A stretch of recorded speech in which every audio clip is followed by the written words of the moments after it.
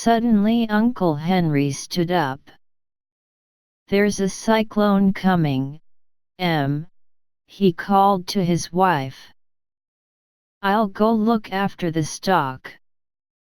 Then he ran toward the sheds where the cows and horses were kept. Aunt Em dropped her work and came to the door. One glance told her of the danger close at hand. "Quick, Dorothy!" she screamed. "Run for the cellar."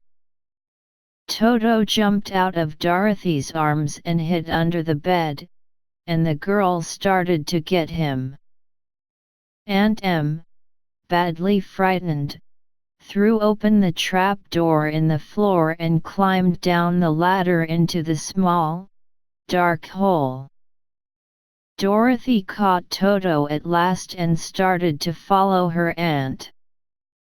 When she was halfway across the room there came a great shriek from the wind, and the house shook so hard that she lost her footing and sat down suddenly upon the floor. Then a strange thing happened. The house whirled around 2 or 3 times and rose slowly through the air. Dorothy felt as if she were going up in a balloon. The north and south winds met where the house stood, and made it the exact center of the cyclone. In the middle of a cyclone the air is generally still, but the great pressure of the wind on every side of the house raised it up higher and higher, until it was at the very top of the cyclone, and there it remained and was carried miles and miles away as easily as you could carry a feather. It was very dark, and the wind howled horribly around her, but Dorothy found she was riding quite easily. After the first few whirls around, and one other time when the house tipped badly, she felt as if she were being rocked gently, like a baby in a cradle. Toto did not like it. He ran about the room, now here, now there, barking loudly, but Dorothy sat quite still on the floor and waited to see what would happen. Once Toto got too near the open trap door, and fell in, and at first the little girl thought she had lost him.